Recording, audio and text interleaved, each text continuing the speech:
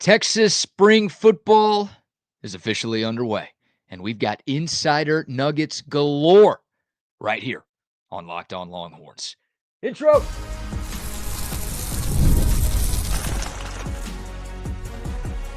You are Locked On Longhorns, your daily podcast on the Texas Longhorns. Part of the Locked On Podcast Network, your team every day. Welcome in. You are locked on to the Texas Longhorns. I'm your host, BK Brad Kellner, Texas grad, Austin native, and longtime sports radio host here in the Lone Star State. Thank you for making Locked On Longhorns a part of your day every single day. We're free and available wherever you get your podcasts and on YouTube as well. Please like, subscribe, leave a comment, and tell your Longhorn friends about Locked On, your team every day. Quick disclaimer before we dive into some of these insider notes from day one of Texas spring practice. I am not the most inside insider there is. Why should you continue listening? Well, number one, I'm friends with a lot of the inside insiders. And number two, I subscribe to most of the major Texas football insider sites. So you don't need to spend all of your time searching all of those different websites. I'll compile the best info and bring it to you right here. Now, you should still go support all of the guys and gals who do a great job covering the Texas Longhorns. I can't get to everything right here. I'll get to as much good stuff as possible, but again, go support what they do. But I got you covered with everything you need to know surrounding Texas spring football and all things Texas Longhorn athletics. So let's dive in. We'll start with the offensive side of the football. And of course, the guy that everybody wants to hear about, Arch Manning. One of the first observations about Arch Manning, there's a lot more emotion at practice than what you saw with Texas football under Quinn Ewers. Arch Manning, more of a rah-rah guy, more of a vocal leader, more of a natural leader. I don't say those things to take a shot at Quinn Ewers. You don't need to be the loudest guy in the room to be a great leader. I think Quinn Ewers was a great leader as QB1 for Texas over these last few seasons, but Arch Manning a little bit more vocal in the way he goes about his business. There was one moment in practice yesterday where Manning overthrew a receiver during a passing drill, and he let out a very loud F that you could hear from about 60 yards away. He didn't say F. I think that goes without saying. So the emotion is there. Again, just that natural leadership that has been used to describe Arch Manning for years. That was on full display during the open media window of spring practice. More importantly, the ball was zipping out of Arch Manning's arm. He looked to be in total command. His arm strength, his footwork, his ball placement, all well ahead of a normal first-year starting quarterback. Obviously, it helps that Manning has been a part of this system for the last couple of years, and he obviously started a couple of games last season and has had plenty of reps in both practice and in games during the past two seasons, so that gives him a leg up over your traditional first-year starter at QB. But again, he's got the chance to be a special player. And by all accounts, I mean, I got this from a number of different sites. The arm strength, the footwork, the ball placement, the zip on the ball out of his arm, everything looked great. He looked natural out there. And again, in total command of this Texas offense. What about the other quarterbacks? Trey Owens. Look, as much as I hate to say it, and I'll knock on wood, I don't want to get blamed if something were to happen to Arch Manning. But if you're a Texas football fan, you know how rare it's been for a Longhorn quarterback to start and finish all 12 games of an entire regular season. And of course, now with the expanded playoff, we're talking about potentially a 15, 16, 17 game season coming up for the Longhorns this fall. Odds are you're going to need more than one quarterback, and Trey Owens is going to be pretty important, I think, at some point for Texas when we get to the fall. He obviously put on a show during the spring game last year. That was the general public's first impression of the now redshirt freshman, but apparently he looked really good, very consistent. His passes were on time and on target yesterday, and that's a great sign. And also KJ Lacey, the early enrollee freshman who's wearing number 8, he was described as quick and smooth. And according to one site, he did not look like a true freshman early enrollee when he was on the practice field for the first time. So positive remarks on all three of the quarterbacks. Of course, Arch Manning, the guy that people want to hear about the most, but it sounds like KJ Lacey and Trey Owens had very good spring openers as well. Now we get to the running backs. maybe the story of day one for Texas spring football, Christian Clark was on the field. Of course, the 6', 214-pound redshirt freshman tore his Achilles during fall camp. That was about 7 months ago, and that ended his true freshman season before it even started. He was on the field, took handoffs, participated in a bunch of drills, and it sounds like he wasn't wearing any brace or non-contact jersey or anything like that. Now, the players were in shells. They weren't hitting each other, but it seemed like Christian Clark was pretty much a full go. Again, just over 7 months away from tearing his Achilles. The other running back who injured himself before last season even started was CJ Baxter. CJ Baxter did not participate in any of the on-field stuff yesterday. We will talk about CJ in a moment, but Christian Clark, again, I wasn't sure what we were going to see from him throughout spring ball. The fact that he was on the field going through drills just like Quintravion Wiesner and all of the other running backs on Texas's roster, that is a very good sign that his recovery is going really, really well. So Christian Clark, a guy that former Texas running backs coach Tashard Choice compared to Bijan Robinson. Obviously, a very lofty comparison there. Love hearing that he's on the field, and hopefully he can continue to get better and stronger as the spring progresses, and maybe he can make more of an impact than initially thought when we get to the real season. Speaking of CJ Baxter, he told reporters yesterday that he's up to 230 pounds. It's more than 10 pounds heavier than what he was listed at on the Texas football roster last season. And I double-checked the spring roster before this episode, and sure enough, currently on TexasFootball.com, CJ Baxter is listed at 6'1", 230. I don't think I hate that. I mean, that's big. That's big for sure.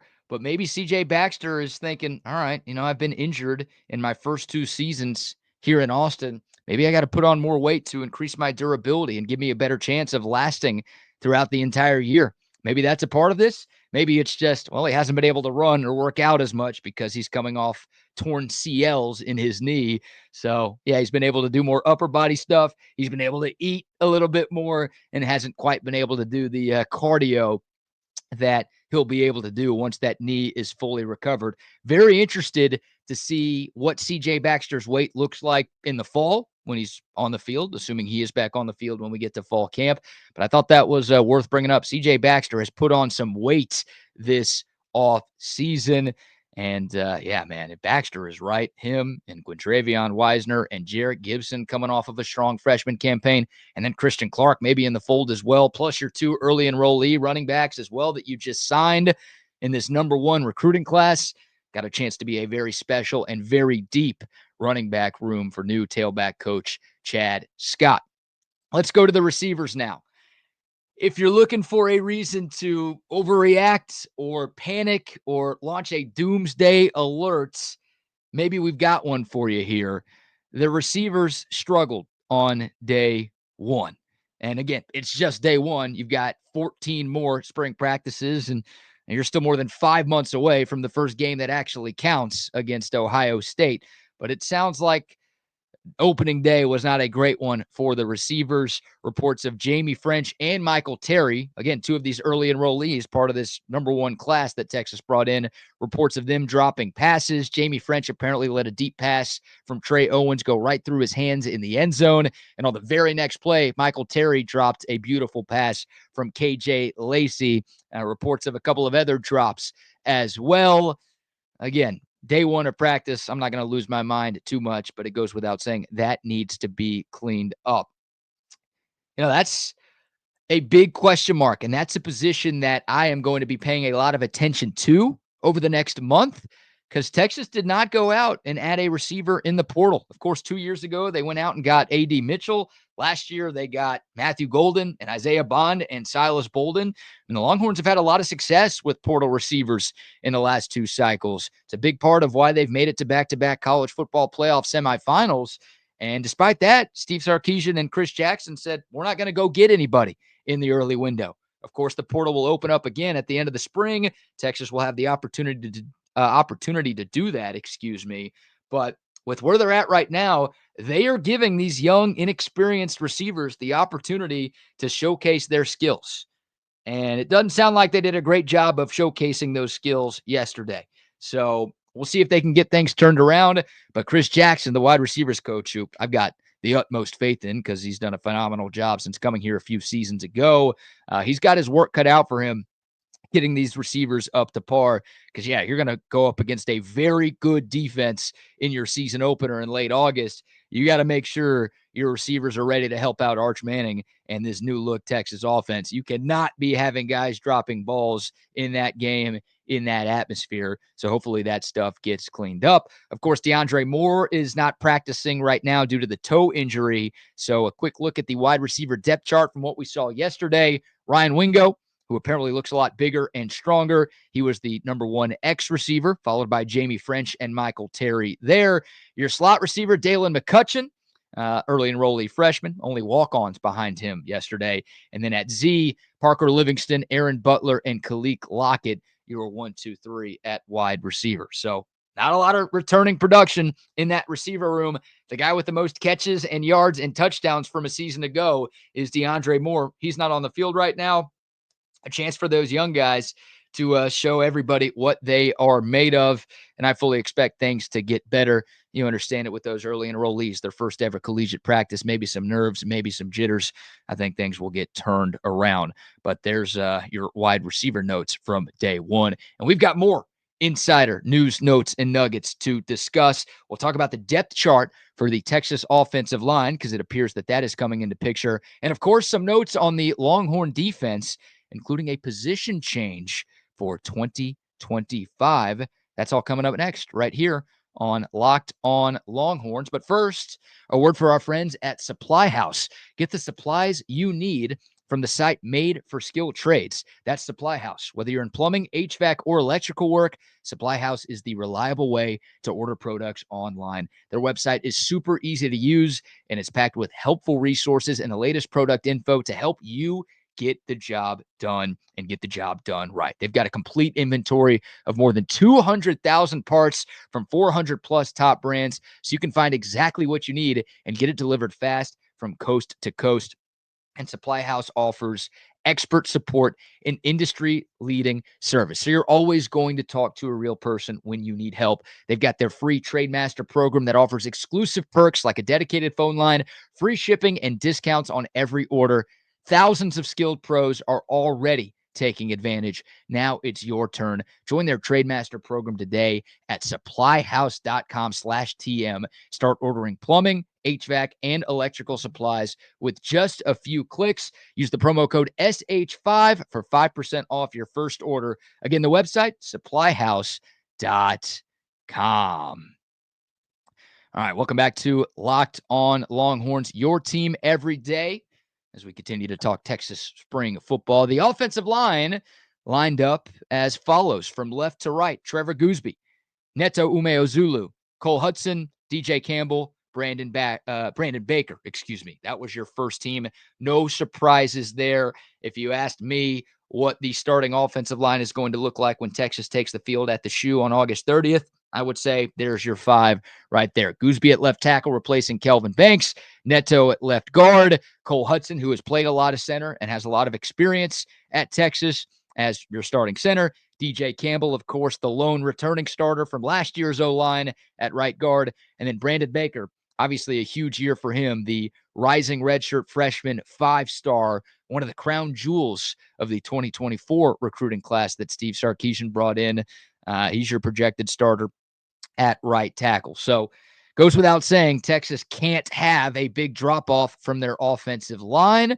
I'm excited to see what those guys can do throughout the course of the spring. Another name to keep an eye out on, Nick Brooks, freshman early enrollee, listed at 6'7", 353 pounds. Sometimes you hear a weight like that, and you get a little concerned, like, oh, does this guy need to shed a few lbs? Is he out of shape?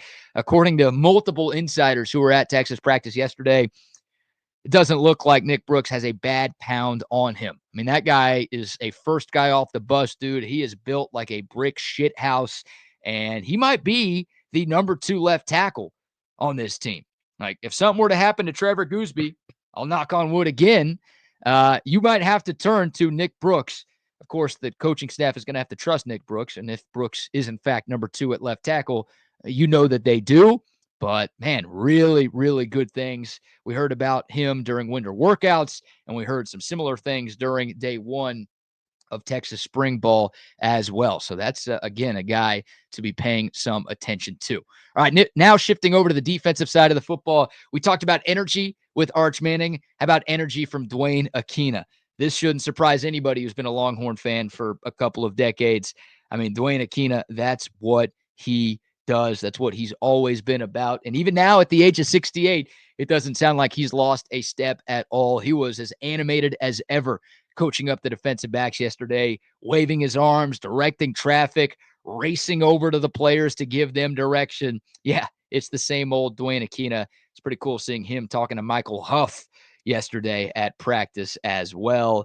A couple of legends there working together and helping out this young core of Texas defensive backs. Speaking of the Texas defensive back room, the first team corners for the Longhorns, Manny Muhammad and Jalen Gilbo. Of course, no surprise for Manny Muhammad. He was a starting corner last year. He's back for another season. He struggled in the college football playoff. Hopefully he can bounce back and put everything together in his third year on the 40 acres. I'm a Manny Muhammad guy. I thought he was great in the regular season. Again, didn't have his best stretch of games at the most important time of the year, but I've seen enough good from Manny Muhammad to believe that he's going to get things righted. And again, working with Dwayne Akina and Mark Orfe hopefully will help with that. But no surprise there. Jalen Gilbo, this is interesting. And I think this was reported on a few weeks ago. But Jalen Gilbo is kind of doing what Jahdae Barron did last offseason, going from the star position to more of an outside corner position. Obviously, it worked for Jahdae Barron. He won the Thorpe Award, and he's about to be a first-round pick in the NFL draft. Texas's defense had one of the best secondaries in America last season, in large part because of that move and the play of Jahdae Barron, or Thorpe Barron, if you want to call him that. Can lightning strike twice in the same place? I don't know if I could predict Gilbo to win the Thorpe, but if he can be 80% as good as Jahdae Barron was, manning that other corner spot opposite Muhammad, then Texas's secondary is going to be in a very good spot. So really looking forward to seeing what Jalen Gilbo can do on the outside. Who replaced Jalen Gilbo? Well, yesterday it was Wardell Mack, former five-star, now redshirt freshman. And then at safety, you had Michael Taft and Jelani McDonald. No surprises there. Derek Williams Jr. still coming off of his knee injury. Michael Taft back for another season. That guy's a lock to be a starter. And Jelani McDonald just got a single-digit number, by the way. He moved to number 4. That's a good sign. They don't hand out those single-digit numbers to jabronis, all right? You got to be damn good to earn one of those highly coveted numbers. And Jelani McDonald getting one of those this year, I think tells you that this staff believes that he is about to take a big step. Man, this Longhorn safety room. You lose Andrew Makuba. He won't be easy to replace, but you got Taft back. You've got McDonald. You'll get Williams back. You've got Jonah Williams in the mix as well. You've got Xavier Filsaime. You got some dogs in the safety room.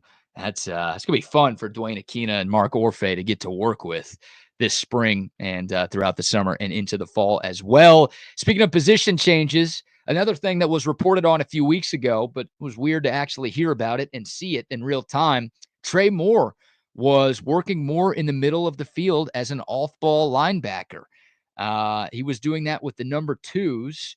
It was more Anthony Hill and Leon Galafau working with the 1s, and then you had Trey Moore and Ty Anthony Smith working with the 2s. But yeah, we heard that Trey Moore would be lining up a little bit more inside, no pun intended, and we saw that yesterday. So I'm intrigued to see how that works because Trey Moore came on so strong off the edge at the end of the year. I mean, Texas went out and got him from UTSA because of how good he was as an edge rusher. 14 and a half sacks during his last year with the Roadrunners, and again, had a great end to the 2024 year in Austin. I figured the Longhorns would want to build off that a little bit more. I think Trey Moore's still going to be doing a lot on the edge, but interesting to hear that he is now working more in the middle of the field as an off-ball linebacker. Something to keep an eye out on there. Look, Texas, his edge room is still really good with Colin Simmons and Ethan Burke and Colton Vasek and Lance Jackson, and a few other guys. So they'll be fine right there. But again, something worth discussing, something worth monitoring over the next 14 spring practices. And one more insider note to discuss. Look, we've talked about it a lot. I mean, Texas, as the screen behind me shuts off, let's get this bad boy back on. Texas went out and hired a number of assistant coaches. Of course, they lost a few guys as well, with Terry Joseph leaving and Tashard Choice leaving and Blake Gideon leaving. So they had to replace those three guys, but they also went out and got Alan Clark. They also went out and got a Neil Brown. They went out and got a few other assistants because you can have unlimited support staffers on your college football staff nowadays. I think it's worth mentioning that the player to coach ratio is significantly lower this year because of the changes with the NCAA rules and obviously the new hires that Steve Sarkisian has made. So it sounds like there was more teaching going on during day one than there was at this time last year. And I don't think this is a case of having too many cooks in the kitchen. I think this is using the resources that you have when you're the head coach at a place like the University of Texas. Nick Saban was the king of this at Bama for years. Use your money, use your resources, bring in great football minds from all around the country, get them to help you out, even if it's only for 1 year, even if it's only for a few months, they can make an impact. And I like that Sark has kind of adapted that strategy that I'm sure he learned from his time coaching under Nick Saban. So there you go. Insider notes from the first day of Texas spring practice. We'll obviously have plenty more of those as we progress along the spring. Let's shift gears here, though. Let's talk a little Longhorn baseball. What a way for the Horns to wrap up their homestand. Nice run rule victory over Sam Houston last night. After what we've seen through these first 22 games, should Texas be considered the favorites to win the SEC in year one? We will discuss. That's next right here on Locked On Longhorns. But first, a shout out to our friends at Monarch Money. You ever check your bank account and wonder, where'd all my money go? I've been there. Between dining out, online shopping, and entertainment, it's very easy to lose track. That's where Monarch Money comes in. They are your personal CFO, giving you full visibility and control over all of your finances. This isn't just a budgeting app. Monarch Money is a complete financial command center, so you can track all of your accounts, your investments, and your spending all in one place, so you can stop just trying to manage your money, but start actually building your wealth. It's super convenient. There's a lot of apps out there. One bank has this app. One credit card has this app. One investment company has that app. Monarch Money puts it all in one place, so it is super convenient. And it can save you some money, too, because you're going to see how much you're spending on these subscriptions and food deliveries and all of that. Take control of your finances with Monarch Money, and we're hooking you up. Use the code LOCKEDONCollege over there at monarchmoney.com. You're going to get 50% off your first year. That's right. 50% off your first year. Just go to monarchmoney.com, type in that promo code LOCKEDONCollege, and you'll get half off your first year. Again, monarchmoney.com. The NCAA tournament is here, and so is the Bracket Breakdown. Locked On Podcast Network and Amazon Fire TV channels are teaming up to deliver NCAA tournament coverage like never before. Watch studio shows featuring former players and Locked On's local experts as they guide you through every upset, buzzer beater, and bracket matchup. Stream it all for free on Amazon Fire TV channel. Search Bracket Breakdown to see it all for free. It's your team every day.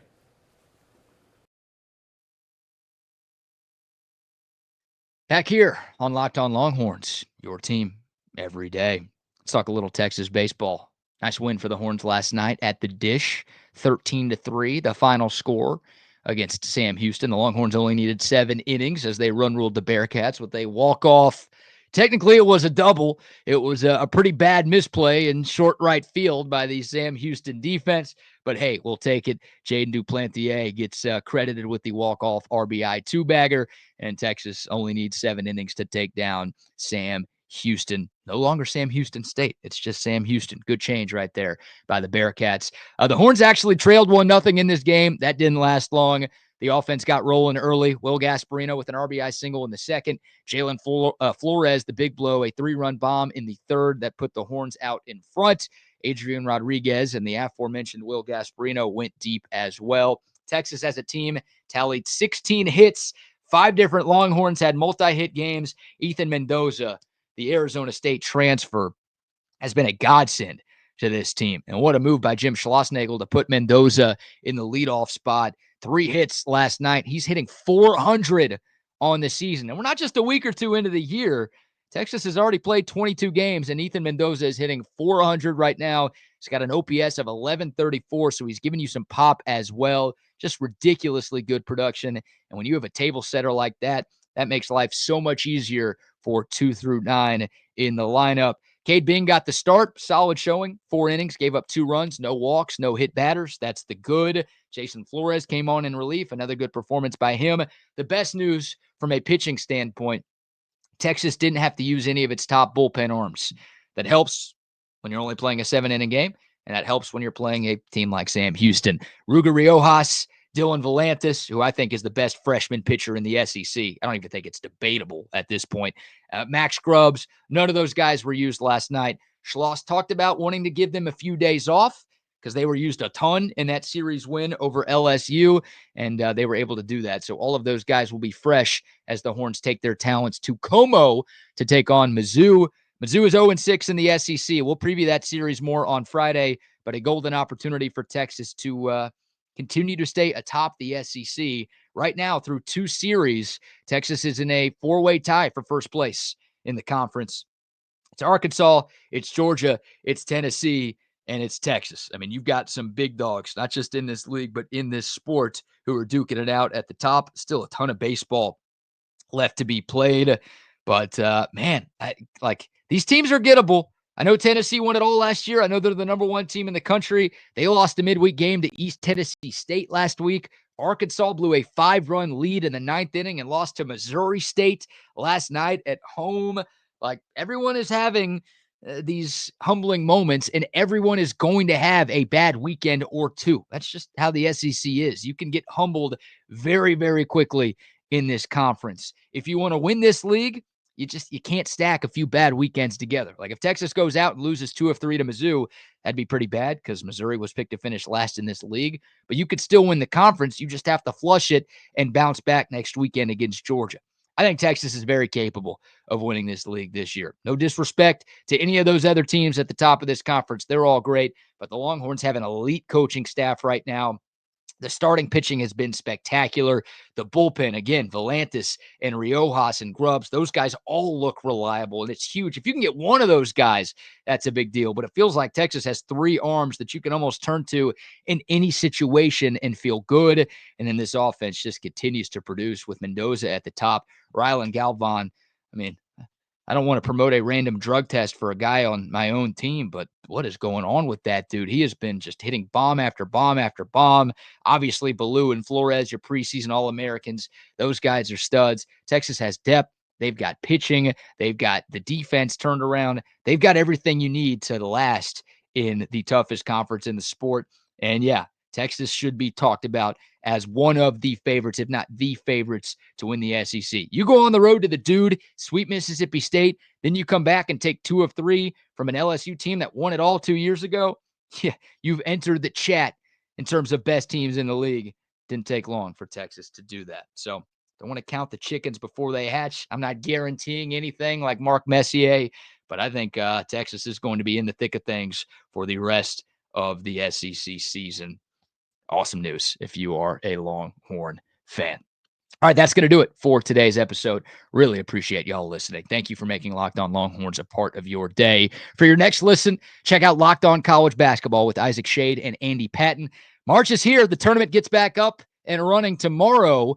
Be the most informed college basketball fan throughout all of the madness. Find Locked On College Basketball on YouTube or wherever you listen to your podcast. We'll talk more Texas football. We'll talk more Sean Miller and Texas basketball, more Longhorn baseball, more women's basketball. There's so much going on with Texas sports. We've got you covered right here on Locked On Longhorns. Please remember to like this video if you're on YouTube, subscribe and share, and leave a comment as well.